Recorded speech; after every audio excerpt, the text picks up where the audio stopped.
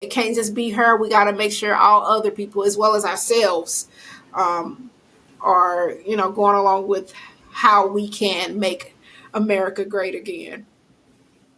I had to. That was hilarious. Girl, bye. Can we just hang up on Lisa? I'm sorry. I had to. Maybe that's why she got that red shirt on. Where's your red hat? We gotta make America great again, right? It's great. It's great. It's great, guys. It is so beautiful. Great. It's great. It's the greatest it's ever been. The greatest ever been. We got a lot going on. Of America. Right.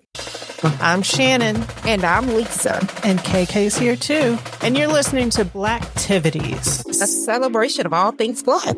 Black culture, Black history, Black perspectives, and Black panache. Celebrating our Blackness doesn't mean exclusion. Everybody's invited, but you gotta come in and have a seat. So let the Blacktivities begin.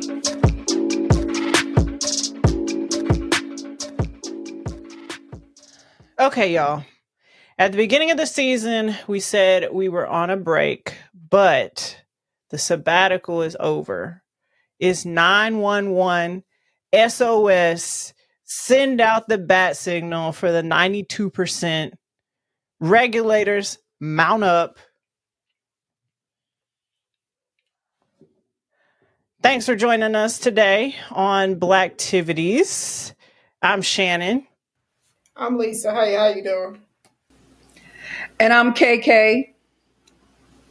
Okay, I gotta take my glasses off because I can't see my screen anymore. My titty's too big. Hold on. Thanks for joining us on Blacktivities.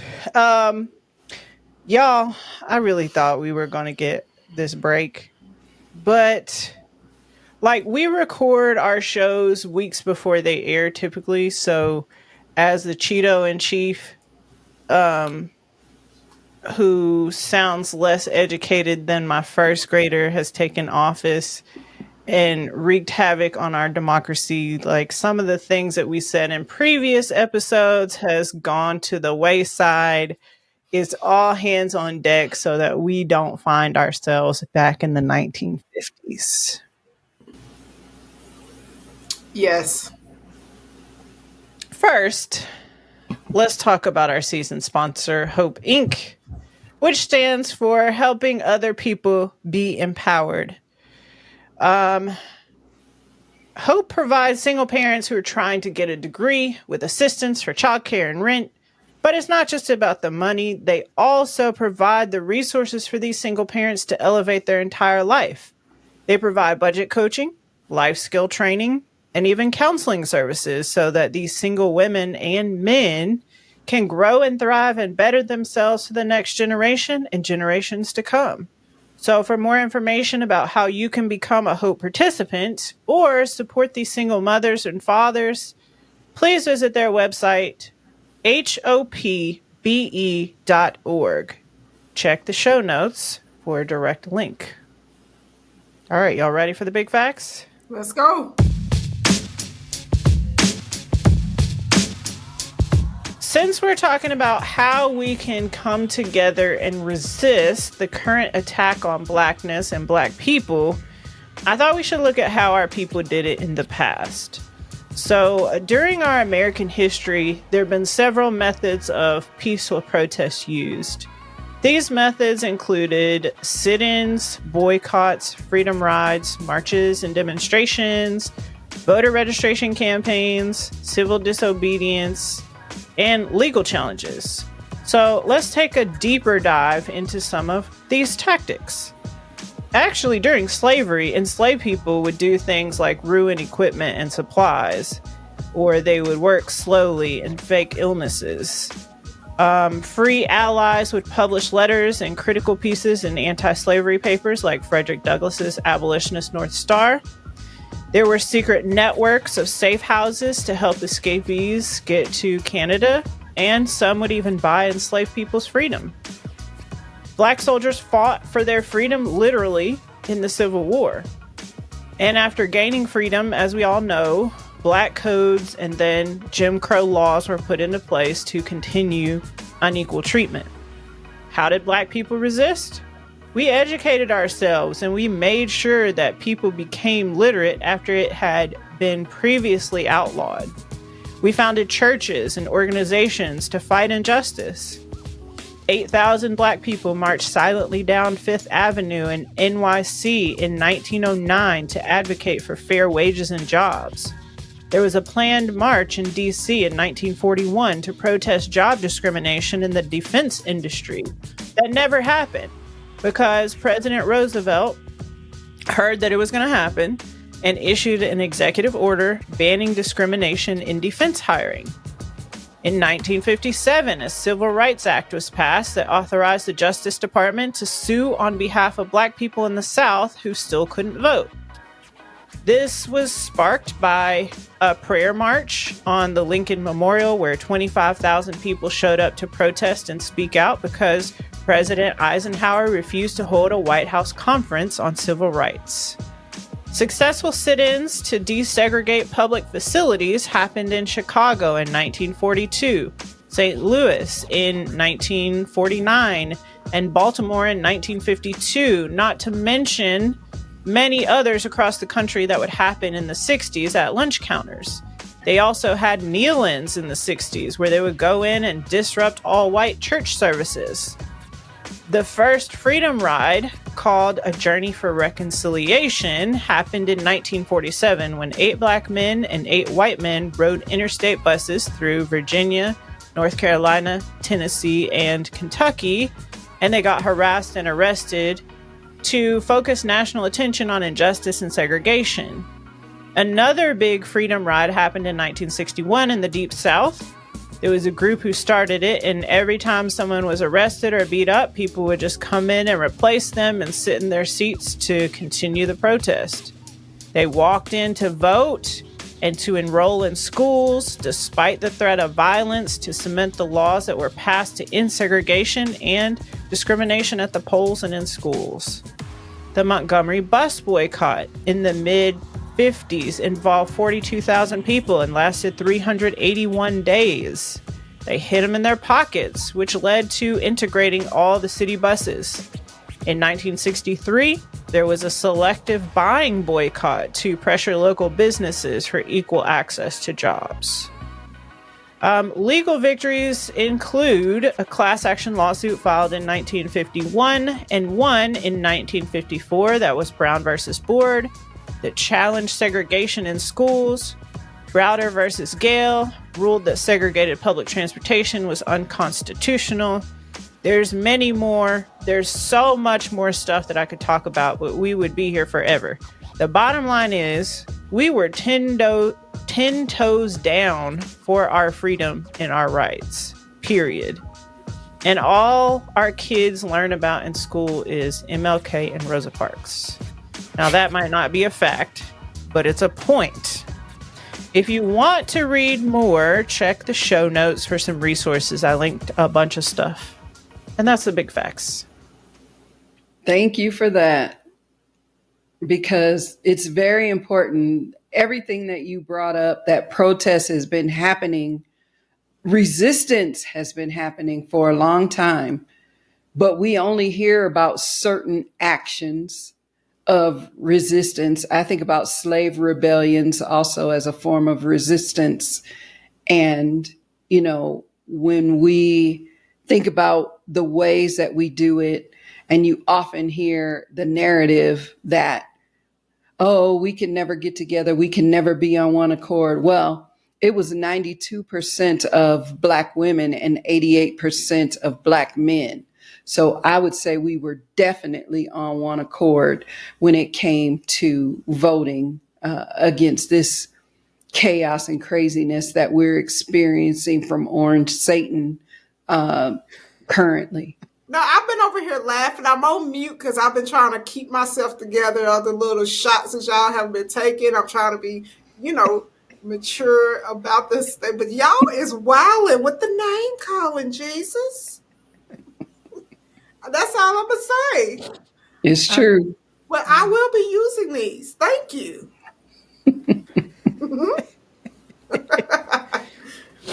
For those that cannot see me, I came in my camouflage with my Angela Davis hairstyle, Yes. and I did have some black glasses on, but I can't see, so I had to take them off.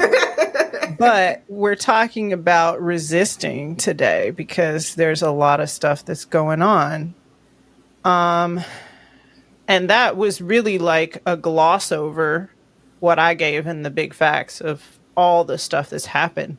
I feel like our generation has not had to organize in the way that people had to do it in the past, that our ancestors had to do it in the past.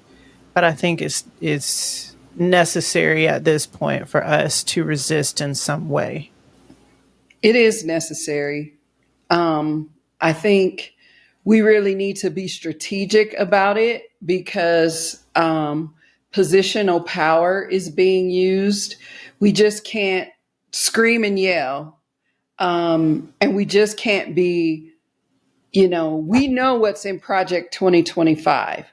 So we can't just be reactionary. We need to be proactive. And I think the fact that we're not able to just pause and, fly here and there and do what we want for the next 4 years, which is what we had planned to do. Look, because Michelle said, get somebody else to do it. I think that's what we all said, get somebody else to do it. But it appears we've been on call instead, and that pager went off and we need to respond accordingly. So with that said, we do need to figure out what it looks like and then be sure to take breaks in between. I don't think it's going to be a put your cape on and keep it on 24/7, but I think as needed, you could put your cape on. But we certainly have to consider what it looks like and be strategic.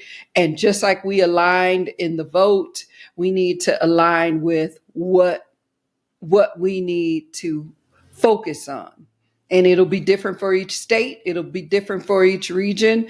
And I think we need to be activated in that way. And Jasmine Crockett cannot shoulder this by herself.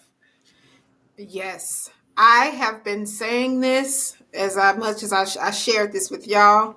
We need to protect this sister at all costs because she is out there doing her job. Even though we said that we was going to sit back and watch it work, with the big facts that Shannon just shared with us, sometimes just sitting back is not it, and we have to be actionary when it comes to how big this is, especially with this whole Project 2025, which they was like, oh no, what do you mean? We have no idea what you're talking about. Then the first time Chester, let me stop, came in, he was just like putting it into play. So if y'all can, like, so whoever's hearing this, man, we need to come together and just follow this sister and protect her at all costs because it's just, she's calling everybody out. She is bringing attention to so many things. And then it's just like a breath of fresh air to see someone that is so direct. And to have okay, in politics, to have someone that is very direct is great. But the fact that she is a woman and on top of that, a Black woman, it is scary.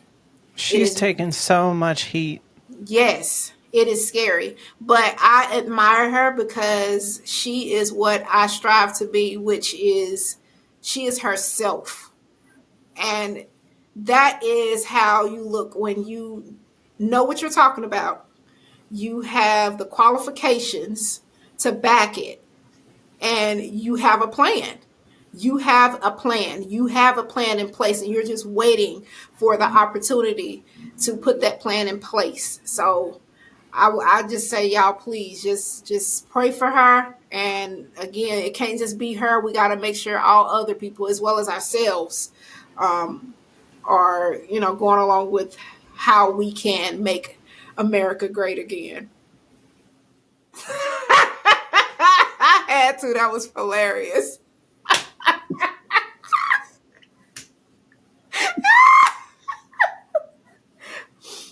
Y'all don't think America's great? Girl, bye. Can we just hang up on Lisa? I'm sorry, I had to. Maybe that's why she got that red shirt on. Where's your red hat? We gotta make America great again, right? It's great. It's great. It's great, guys. It is It's so beautiful. great. It's great.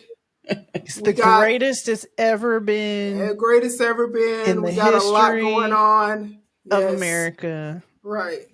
These countries are not playing with us either. And I'm sure y'all saw China's response. China's like, basically, I don't know if y'all ever heard that clip. If you want to go to war, I'll take you to war. Because that's what China basically said. They not playing. Somebody has to stand up to the bully. Yeah. And they said they used the term bullying tactics. It was not spoken in English, but the translation that I saw was in English, and it talked about bullying tactics. And I really hope that Europe stands behind Ukraine, because I don't know that we're going to come to an agreement. And I don't think Zelensky needs to.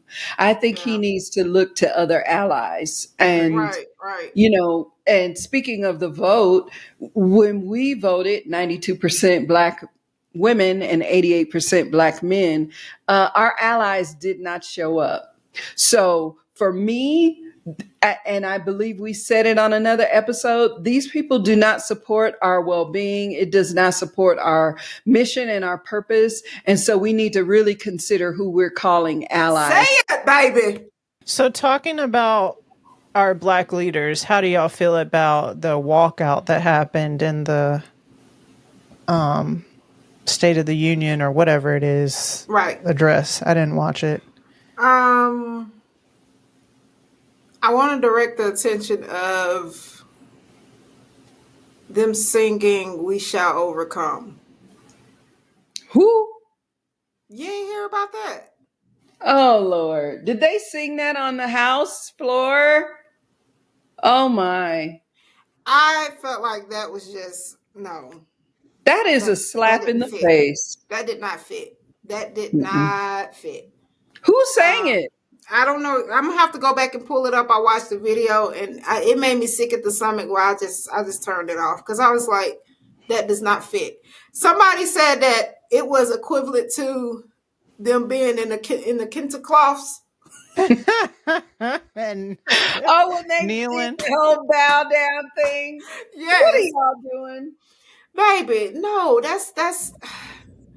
Was it all of them, or was it just the Black Congress people? I want to say it was all. I'm gonna go back and pull it up. I want to say it was all. No. It was all, and I'm like, that was just no. Because it was the National Black Caucus that walked out, and then Al Green got kicked out. Right.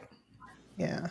Right. All these performative things, and this is why you have people saying, and you know, I agree, but this is why people are saying that nobody deserves the Black vote. Nobody has proven themselves to be worthy of the Black vote because there isn't anyone who is coming up with solutions for the Black community.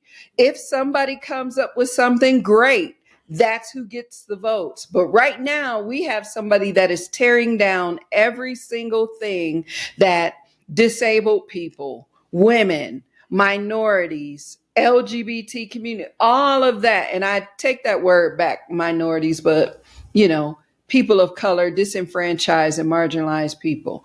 This stuff is being rolled back intentionally. And if there was a party that really had a purpose and really was earning our vote, we're just giving the vote just because. Instead of doing that, I believe these people need to earn it. What is your plan for the Black community? What is your plan? And that needs to be our approach. So we have these 4 years to galvanize, to strategize, and as we're doing that, to put forth an effort and say, okay, this is the way we want to go. And you could pick, am I working on reparations? Am I working on this? Am I working on that? and then find a groove and get into it. And then that way you're not all over the place scattered, because this whole distraction thing of squirrel, squirrel, squirrel is Yes, happening that's because exactly what it felt they're like. throwing stuff at us. And I wouldn't be surprised, and this is total hypothesis, even though this man just blew up a spaceship, just blew up all these planes and stuff like that. I think that's strategic to highlight those things so that however long Doge lasts or doesn't last, that can be, okay, well, these planes have been falling, so let's put Elon in charge of aviation, because this is his thing. So I wouldn't be surprised if all of the chaos that's coming around that isn't even strategic. So we have to, as a community, be proactive and position ourselves to do things rather than be reactive. Oh my God, a plane. Oh my God, education. Oh my God, this. And everybody just running around trying to figure out which fire to put out, and they steady burning fires. This is the tactic. Yeah. Yeah, I agree. I was inspired by the State of the People that went on, where there was like a broadcast of like a bunch of leaders in the Black community who are actually doing the work. And for 24 hours, they just continuously broadcast about Black people and the Black agenda and things that we need to pay attention to.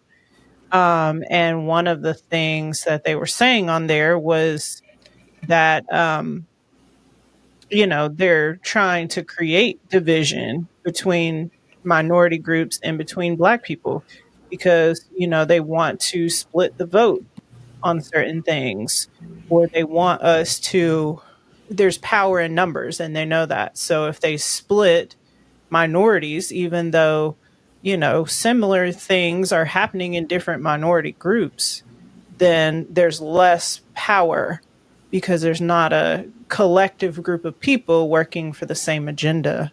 So, yeah, I don't know, I felt empowered after watching that. But there is a group called the Collective PAC that is trying to fund and get Black leaders into these positions of power. And so if you have any kind of money to give and put behind that, that would probably be a good place to promote more diversity, because really is like old white men are the majority. And, we need more of our voices in there. I think it would be helpful to share that fund information, because if it's going into a fund that's helping the fight, some people that may be their only means of getting involved. They're not necessarily the type of people to get in the street. I think that's still an opportunity to move the needle. Yeah. I'll put that information in our show notes in case somebody's looking for it. Man, this conversation's getting good. You know what else is good? Hope Inc. is doing a lot of good. Are you a single parent in college in Metro Atlanta and you need help with rent and childcare? Hope Inc. wants to help. Visit hopbe.org to apply, and you could get up to $400 a month to help with rent and childcare so you can stay in school and get that degree. Again, that's hopbe.org. Apply today. So what are some ways that you guys think we can peacefully resist what's happening? Because in the past, there's been a lot of talk, but then there's not been a lot of solutions, or, there hasn't been a concerted effort that everybody can get behind. I know that Pastor Bryant organized the whole Target boycott. Mm-hmm. But I think it's going to take more than just targeting Target. I think that we should take this serious, because we don't take it. We're not taking this serious. we don't have the same power that they had back then when they was doing the sit-ins and all of that. So we don't take it serious. No one is going to take it serious until something physically happens to them in their community. And Yeah, that's what we haven't had sucks. to do it. We haven't had to exercise this muscle before. Right, right. And I think that's what sucks. So it's going to take all of us to be on the same accord and take it serious before it can happen. Because the amount of black folks that they said was at Walmart that day when we weren't supposed to be spending no coinage. Okay. And another thing too, with that one city, they did have something they boycotted. It was like, which one was that? It was like a year that they didn't do anything. It was like 356 days or something like It that. was I can't. was it not the Oh, bus? it was the buses. I It was thought the you were talking Yeah. about buses. something that happened Okay. recently. Oh no But no yeah, no! it was the Back then bus. it was like, so think of how long it took for for it to be felt. You Right. understand? Right. Whereas in those other people, in their defense, just boycotting one day, that doesn't do anything, because what we saw was people would say, okay, we boycotting that Friday, so I gotta go grocery shopping Wednesday, I'm gonna order my stuff off of Amazon Thursday. They still got the money regardless. It didn't make no difference. Yeah. So Right. be realistic, and we need to come up with some type of plan and take it serious. That's the Yeah. main thing. If we're Find going to boycott, it's going to take some sacrifice. Yes. Yes. Yeah, it's more than just that one day. And I just want to say this, and it's going to be controversial. Oh, I'm ready. I don't believe resistance always has to be peaceful. Okay. Let's Okay, Malcolm. Nuck. We knucking, we bucking and ready to fight. Yeah. And we ain't never scared. You know what I'm Yeah. saying? I believe we have been conditioned to resist peacefully. However, this is not what is happening to us. It's not peaceful resistance when they're finding our young Black men and even some women at this point hanging themselves, right? Right. Right. I think that we need to be ready. And it is not a nonviolent, non-confrontational thing that we are seeing. And I realize that, there was a sister, beautiful sister, who said during COVID, she was like, just be glad we're not trying to fight, which mirrors what our great poet brother said.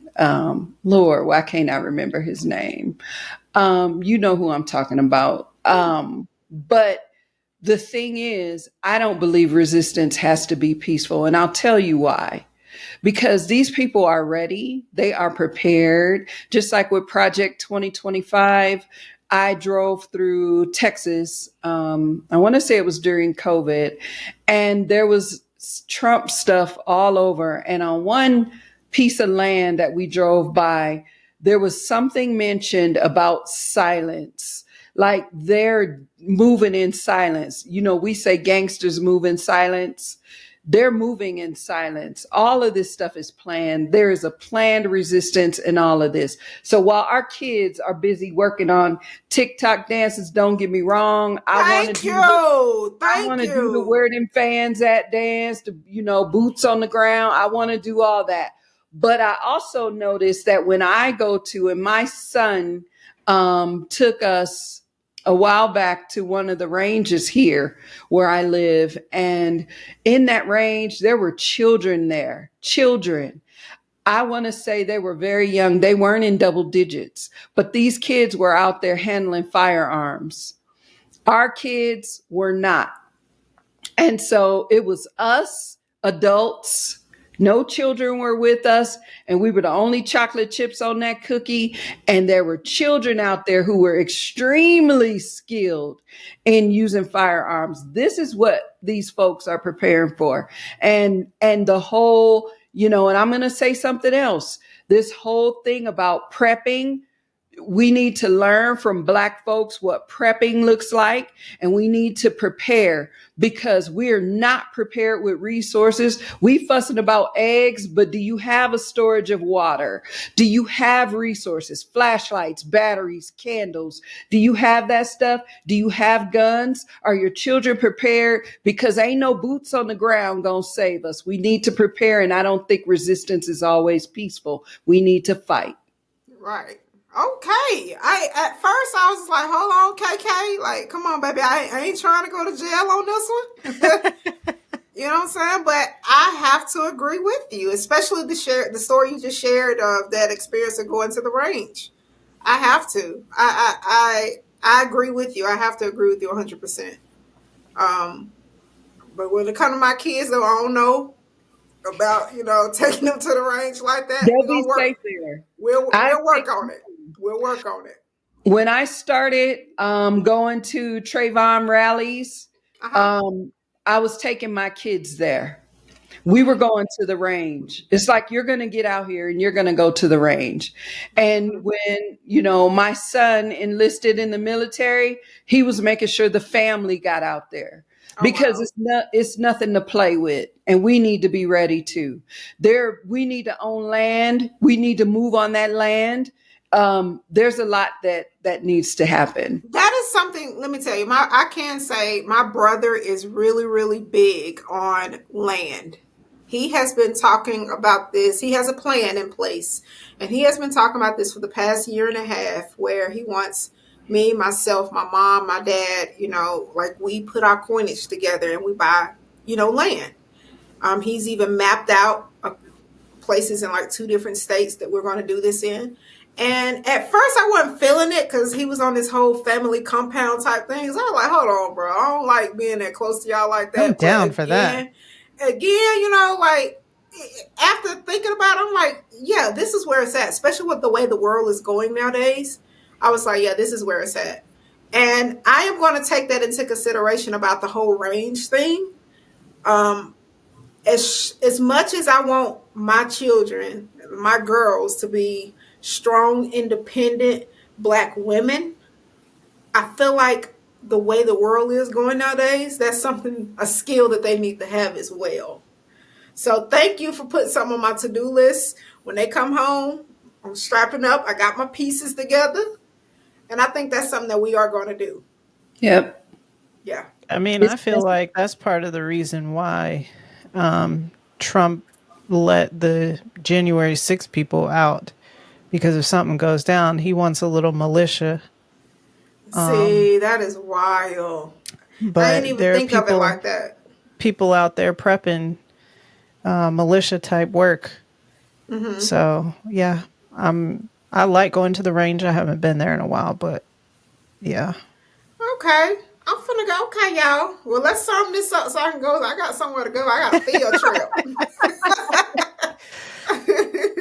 For some people, they're not going to do that though. So what can other people do? I think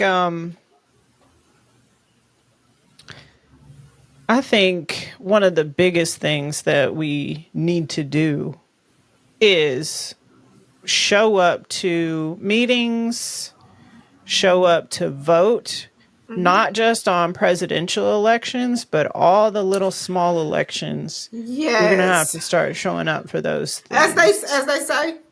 Yes. This is true. Facts. People need to get into their lane though. So if your lane is the resistance in the way I believe in that whole, the resist. I don't believe in passive resistance. So I can resist that way. If that's not somebody else's wheelhouse, they can do reparations. Absolutely. Somebody else can just do donations. Somebody else can do prep only and teach classes about prep only, right? And that's just storing up enough things. That has nothing to do with firearms. Somebody can talk about land. You see what I'm saying? Get in where you fit in, find your lane. Right. And that's how you do it. It's a coordinated strategic effort is what I'm saying. Yeah, absolutely. And that was something that they were talking about as well. Because they were talking about how there are a lot of Black organizations, instead of just like creating new organizations. Like, we need to come together and say, okay, this organization, you guys focus in this area, and this organization, you guys focus in this area. And so that way all areas are covered, like KK was talking about. Right. Right. Yeah. I want to really quick. I want to shout out, her name is Naquan Robinson. She is from my hometown, Chattanooga, Tennessee. March the 8th, she was elected leadership for the Democratic Party for Hamilton County. She is the first African American woman to be able to lead there. Okay. She is an amazing person, business owner, like, on top of, she has a regular thing she has going on. But I just think that's phenomenal. And that is a great example of how we need to get out and vote, because starting with the small, little areas there first before we go out to the presidential elections, that makes a big deal. So I just want to give a shout out to her as well. Yeah. We And need that's a more lane leaders in and of too. itself. I'm sorry, Yeah. Shan. No, you're saying the same thing that I was about to say. That, like, somebody has to do that job too. Yep. So There's it's not room my for lane. everybody. Right. Yeah. I am. Okay, let me say this. I'm an educator, right? Right. And so there are initiatives that have come down to try to keep us from learning about history as it happened, and not being able to talk about diversity and things. So, I mean, I continue to read diverse stories because I teach reading. So I think, we should be reading about everybody's culture, not just, the characters are always white. Like, so, I mean, there's even a way to resist in that. Right. And of course, they try to spin it and say, oh, you're trying to indoctrinate our children. But no, like, just teach history the way it happened. Right. Right. Right. Right. I would just Now, say with that, Shannon, I know you're prohibited from some conversations, but if mhm. there's a community group or a community center, that would be a great opportunity to have those conversations and share those stories, and even a display of banned books. Yeah. Yeah. I've thought about this too. Well, not thought about. What I want to do is the banned books that they do have. Like, it starts at home with our own children. Yep. We still have access Definitely. to them. Yep. Just Yeah. get it. Start a little small book club among your own family. Yep. Yeah. You know what I'm saying? That's fun. That's bonding. I would rather do that than the TikTok video, because, honey, I swear to God, if my kids Yeah. come home one more time trying to teach me a dance, baby, no, ma'am, no. But I think that's something that we should do. Yeah. I'm gonna actually put that as my call to action. Y'all can skip over me. That's my call to action, is finding resources and options that's available to, the families. That way we can kind of find our own way to resist internally. And teaching our own kids our history, their history, Right. that's not being taught in schools. Right. And yeah, my job as an educator is not to indoctrinate your child or make them agree with my beliefs. It's just to expose them to real life and help them to be able to think critically and Right. not just believe everything that's just put out there for them to believe. So educators are not indoctrinating people's children. That is a lie. This especially applies in the state of Florida, where the children are being educated or told, it's not even educated, but they're being indoctrinated with falsehoods such as we immigrated over here and we're taught skills. That narrative is horrendous. And I had a conversation with somebody and I was like, hey, what do you think about this going on in your state? And they was like, well, we're just going to pray. I said, pray? Pray? Drake? These people have told you what they're doing. The reason you have the information is because of prayer, because the Lord said you need to know what's happening. Now act. Right. Yeah. And that's how they spin it, because really that is indoctrination.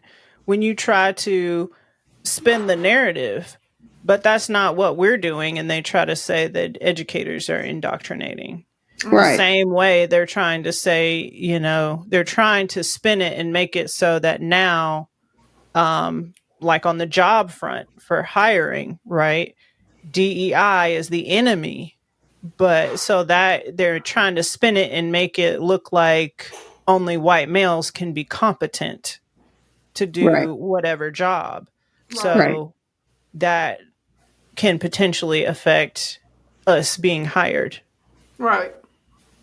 And keep us from positions of power. Yeah.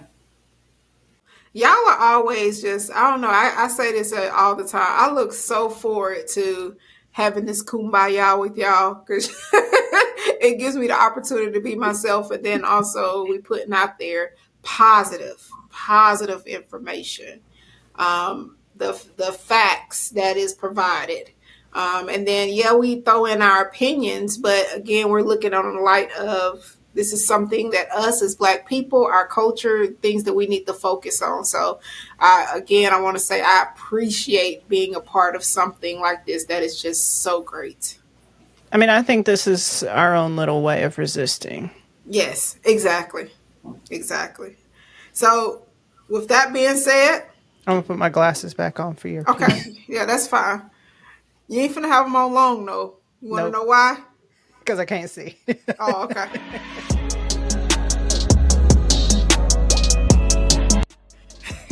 Well, I'm resisting with my piece today. You're not finna get a whole lot. It's called I Ain't Doing It. I ain't doing nothing. Ain't helping. Don't look at me. I see your struggle, but my choice of reciprocating temporarily makes me smile. I saw the issue that lies, figured out the plan to the problem while you vent and you pour. As the vent come as a complaint, it must be nice. As much as I want to dive deeper, I won't. I won't sing that I will overcome because I'm tired, so I won't. I'll vote every time. Us together? No, we don't. We don't do it, but it's possible. But until we figure it out, I ain't doing nothing. Thank you. Hey, look at Shay Boogie. Look at Shay.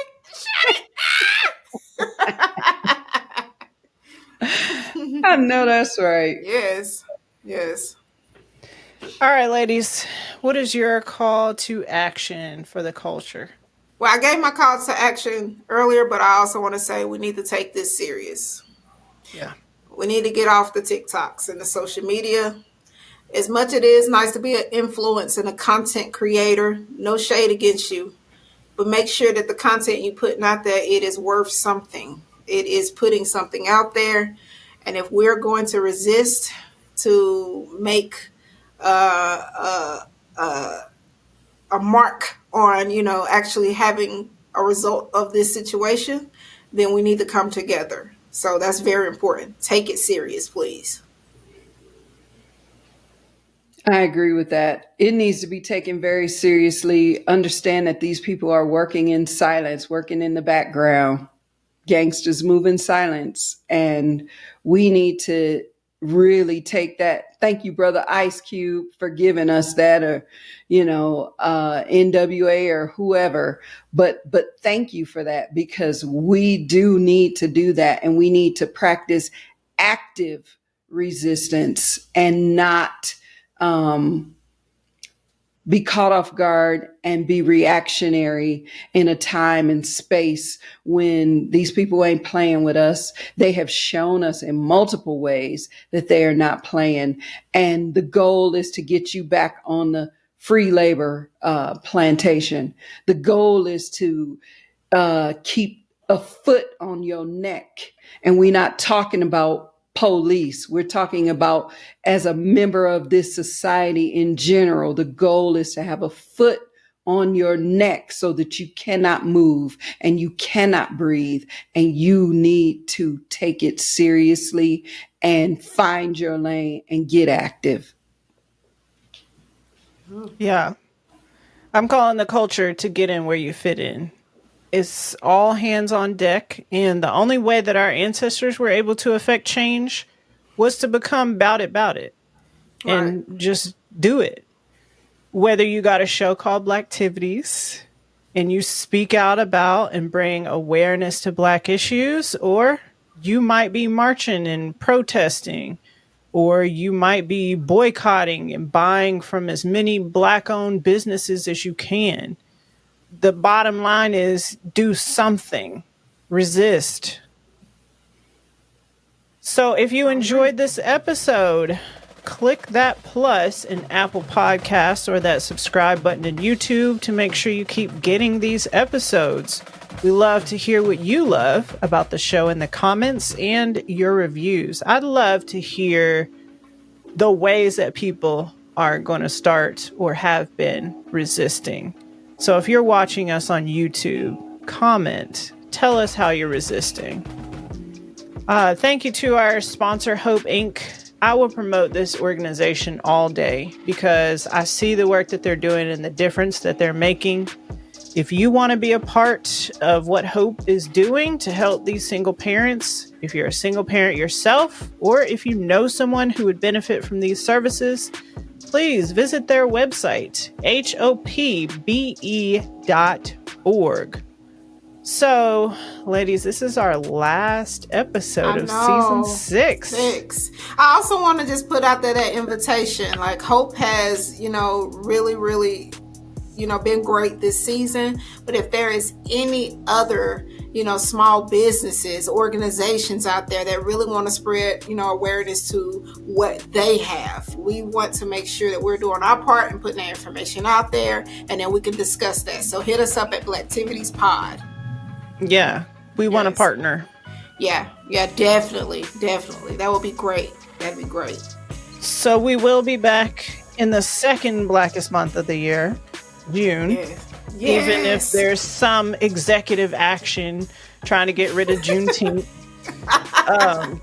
In the off season, you can catch us on IG. We do respond personally when y'all comment. Yes. So there may be some bonus content coming out every now and then as well. I want to do more interviews. Let's interview more people. I definitely want to. So if you're interested in coming and just talking to us and, hey, shed light on whatever product you have, let's do it. Send some products to us. That way we can test them out. Hey. We're just trying to get free stuff, girl.